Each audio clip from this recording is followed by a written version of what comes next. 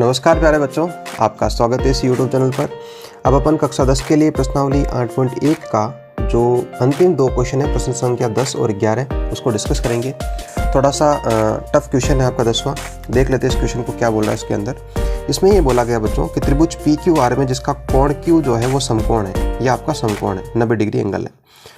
और यहाँ पर एक बात इसने बोली कि PR प्लस QR, PR और QR, ये वाली भुजा और ये वाली भुजा, इन दोनों भुजाओं का योग बच्चों उन्होंने दे दिया। इस बार हर बार क्या करता बच्चों, अलग अलग भुजाओं का वैल्यू देता, उनकी मान देता, लेकिन यहाँ पर इस बार दो भुजाओं का योग दे दिया। इसके साथ ही PQ जो है वो 5 सेंटीमीटर बोल दिया उसने। ठीक है बच्चों, 5 सेंटीमीटर। अब ये अपने से बोल रहा है कि sin P, cos P और tan P का मान ज्ञात करना। बच्चों ये इनका मान ज्ञात करने के लिए अपन को सबसे पहले आधार, लंब और कर्ण तीनों होने चाहिए, लेकिन अपने पास में केवल और केवल ये एक भुजा है, इन दोनों भुजाओं का योग है, अपने पास में अलग अलग नहीं है। तो अपन एक काम करते हैं बच्चों यहाँ पर कि अपन जानते हैं कि समकोण त्रिभुज है, तो यहाँ पर अपन बोधायन प्रमेय या अपन उसको बोलेंगे पाइथागोरस प्रमेय, वो यूज़ करेंगे, बोधायन प्रमेय। ठीक है, तो वो होता है बच्चों कर्ण का स्क्वायर इक्वल टू आधार स्क्वायर प्लस लंब स्क्वायर। ठीक है, कर्ण का मान हो जाएगा, नाम PR स्क्वायर, आधार बच्चों QR स्क्वायर प्लस लंब जो है, लंब अपन इसको मान ले तो PQ का स्क्वायर। तो PR square equal to QR square, PQ का वैल्यू दे रखा है 5 का स्क्वायर हो जाएगा और वो हो जाएगा बच्चों 25 हो जाएगा। ठीक है ना बच्चों। अब अपन क्या करते हैं बच्चों, यहाँ पर इस QR को इस तरफ लेके आ जाते हैं, तो PR square minus QR square equal to कितना बच्चों 25 है। अब यहाँ पर थोड़ा सा आपको ये समझना पड़ेगा कि PR square QR minus QR square माने A square minus B square है, तो क्या हो जाएगा बच्चों A माइनस B और A प्लस B लिख सकते हैं अपन। इस चीज़ को आप जानते होंगे, है ना। अब अपन यहाँ पर देख पा रहे हैं कि PR और QR दोनों का योग जो है वो अपन को दे रखा है, और वो कितना दिया बच्चों 25 दिया है। ठीक है ना, तो यहाँ मैं 25 लिख देता हूँ बराबर 25। इसको समीकरण नंबर आप 1 दे दो। ठीक है ना बच्चों, तो यहाँ पर 25, ये 25 गुणा में है, उस तरफ जाएगा तो किस में हो जाएगा, भाग में हो जाएगा। PR माइनस QR, 25 का भाग 25 में एक बार, तो PR माइनस QR कितना हो गया बच्चों 1 हो गया। इसको समीकरण नंबर 2 दे दो। अब समीकरण 1 और समीकरण 2 से दोनों समीकरण को अपन को जोड़ना पड़ेगा। ठीक है ना, तभी अपने पास में 1 की वैल्यू आएगी। तो समीकरण 1 प्लस समीकरण 2, तो समीकरण 1 में दे रखा बच्चों PR plus QR plus PR minus QR equal to 5 और ये आपका 1, तो कितना हो जाएगा बच्चों 6 हो जाएगा। तो QR से QR कैंसिल हो गया, PR और PR कितना हो गया बच्चों 2 PR हो गया, तो PR इक्वल टू हो गया बच्चों 6/2 और वो हो गया आपका 3। PR का वैल्यू कितना आ गया बच्चों 3 आ गया।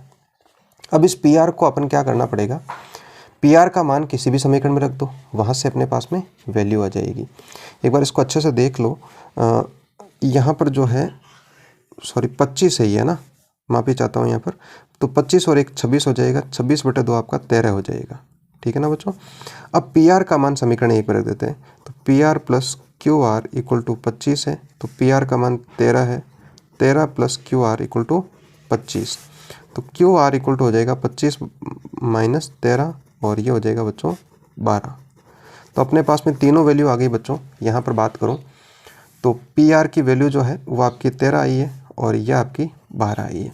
अब अपन को वैल्यू ज्ञात करनी बच्चों, एक तो यहाँ पर लिख देता हूँ मैं sin P की वैल्यू, एक cos P की वैल्यू और एक tan P की वैल्यू।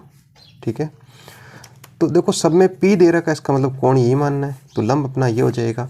साइन होता है लंब बटे कर्ण, तो लंब है 12 और कर्ण कितना बच्चों 13। ये cos P तो आधार बटे कर्ण, आधार कितना बच्चों यहाँ पर 5 है, क्योंकि लंब ये है तो 5/13, और tan में होता है बच्चों लंब बटे आधार, तो लंब आपका 12 है और आधार कितना बच्चों 5 है। इस प्रकार से तीनों वैल्यू अपन ने ज्ञात कर ली। ज़्यादा हार्ड नहीं है बच्चों, वैसे समझ थोड़ा सा बस यही है कि यहाँ पर जो भुजा निकालनी है उसमें थोड़ी सी समस्या होती है, क्योंकि 2-3 चीज़ें यूज होती है इसके अंदर। ठीक है, तो आशा करता हूँ कि सवाल बहुत अच्छे से समझ में आया होगा। देखते हैं नेक्स्ट क्वेश्चन को, प्रश्न संख्या 11 को। प्रश्न संख्या 11 में ये बोला गया बच्चों कि सत्य और असत्य बताइए और कारण बताना अपन को। पहला क्वेश्चन है बच्चों कि tan A का मान जो सदैव 1 से कम होता है। अब यहाँ पर बच्चों देखो, इस प्रकार के क्वेश्चन जो आपकी परीक्षा में छोटे छोटे एक एक नंबर के क्वेश्चन में पूछ सकता है ना, कोई ज़रूरी नहीं है, ठीक है। तो यहाँ पर इसने बोला कि tan a, तो अपन को पता है कि tan का फॉर्मूला क्या होता है बच्चों, लंब बटे आधार होता है। अब बच्चों यदि मैं आपसे ये बात करूँ कि कोई भी समकोण त्रिभुज है, ये बोल रहा है 1 से कम होना चाहिए। 1 से कम होने का मतलब है कि लंब जो है वो हमेशा आधार से छोटा होना चाहिए। भाई ऊपर जो वैल्यू है वो छोटी होगी, मान लो यहाँ पर मैं 3 लिख देता हूँ, यहाँ पर 4 लिख देता हूँ, नीचे वाली संख्या बड़ी होगी तभी वो 1 से छोटा होगा। तो आप मुझे बताओ, क्या ज़रूरी है क्या सभी समीकरण, सभी आपके त्रिभुज के अंदर आधार जो है लंब से बड़ा हो? नहीं ना, बिल्कुल। भाई कभी आपका लंब भी बड़ा हो सकता है आधार से, कभी आधार बड़ा हो सकता है। तो इसका मतलब है कि हमेशा इस प्रकार का नहीं हो सकता है, ठीक है। तो सदैव यहाँ पर यह शब्द गलत आ गया है ना, सदैव के कारण, क्योंकि सदैव नहीं हो सकता। कभी आपका आधार ज़्यादा हो सकता है लंब से, या फिर कभी लंब आधार से ज़्यादा हो सकता है, ठीक है ना। तो दोनों स्थितियों में आपका जो वैल्यू है वो अलग अलग हो जाएगा। यदि लंब आपका छोटा है आधार से तो 1 से कम हो जाएगा, है ना, और आधार बड़ा है, या फिर अपन ऐसे बोल सकते हैं लंब बड़ा है आधार से तो वो 1 से ज़्यादा हो जाएगा। तो ये हो जाएगा बच्चों असत्य, ध्यान रखना, है ना। अब अगला है बच्चों, कोण ए के किसी मान के लिए sec a = 12/5 है क्या? ऐसा हो सकता है क्या, ये अपने से पूछ रहा है। तो sec का फॉर्मूला होता है बच्चों देखो, कर्ण बटे आधार। अब देखो पर्टिकुलरली तो ये बोल रहा है कि sec का मान यही होना चाहिए। देखो बच्चों कुछ और भी हो सकता है, लेकिन इन मान को चेक करना कैसा हो सकता है क्या। अब देखो यहाँ पर कर्ण कितना है, 12 है, आधार कितना है, 5 है। तो कर्ण हमेशा आधार और लंब से बड़ा होता है, और वो है भी यहाँ पर, ठीक है। इसका मतलब ये क्या हो जाएगा बच्चों, सत्य हो जाएगा, ठीक है। अगला बच्चों, cos a कोण a के कोसेंट के लिए प्रयुक्त होता है। तो ऐसा बच्चों ये नहीं है, क्योंकि सभी त्रिकोणीय अनुपात जो है उनका अलग से नाम होता है। जैसे बात करूँ cos का, तो ये कोसाइन से बना है। किससे बना है, कोसाइन से। साइन की बात करूँ तो ये साइन से बना है, इस प्रकार से, ठीक है। tan की बात करूँ तो टेंजेंट से बना है, ठीक है। कॉट की बात करूं तो कॉटजेंट से बना है, ठीक है ना। तो ये इनके शॉर्ट फॉर्म है, ये आपका कंप्लीट नाम है, सोर्स का शॉर्ट फॉर्म है। तो ये कोसेंट से नहीं बना है, तो ये भी आपका क्या हो जाएगा, असत्य हो जाएगा। ये आपको याद रखना है, इसलिए मैंने सारा लिखवा दिया आपको, है ना, ठीक है, ध्यान रखना इस बात का। अगला है बच्चों कि कोट ए जो है कोट और ए का गुणनफल होता है, तो बिल्कुल नहीं होता है बच्चों। मैंने आपको अभी बताया कि ये जो कॉट है वो फुल फॉर्म किसका है, कॉटजेंट का है, ठीक है। तो ये आपका कॉट गुणा A not equal to cot A, ऐसा नहीं होता है, ठीक है। तो ये भी आपका क्या हो जाएगा, असत्य हो जाएगा, ठीक है बच्चों, अच्छे से इसको समझना है। फिर एक और है आपका लास्ट क्वेश्चन, किसी भी कोण थीटा के लिए साइन थीटा = 4/3 हो सकता है क्या। तो बच्चों यदि देखें यहाँ पर, तो साइन का फॉर्मूला क्या होता है, लंब बटे कर्ण होता है।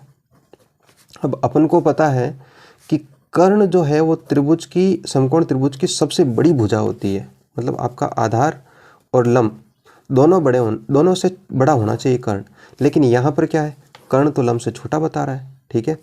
जो साइन थीटा का जो वैल्यू है वो 0 से 1 के ऐसे बोल सकते हैं अपन, ठीक है।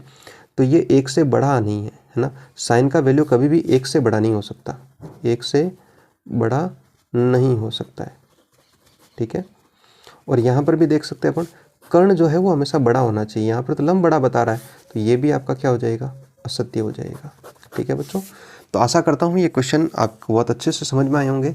अच्छे सवाल है, एक एक नंबर के क्वेश्चन में आपको पूछ सकते हैं, तो तैयार करने, इनको छोड़ना नहीं है इन क्वेश्चनों को भी। फिर भी समझ में नहीं आए तो आप कमेंट करके ज़रूर बताएं। और बच्चों अच्छे से पढ़ाई करो, है ना, पढ़ाई का कोई विकल्प नहीं होता है, मेहनत करते जाओ, सफलता जो है खुद ब खुद मिल जाएगी। तो आपकी जो प्रश्नावली 8.1 है इसी क्वेश्चन के साथ में समाप्त होती है। अगले वीडियो में अपन प्रश्नावली 8.2 को डिस्कस करेंगे। काफ़ी अच्छी प्रश्नावली है, बिल्कुल इजी प्रश्नावली है, बस एक टेबल के ऊपर आधारित है, देखते हैं उसको, ठीक है। तो मिलते हैं फिर से नए वीडियो में, तब तक के लिए धन्यवाद। जय हिंद, जय भारत।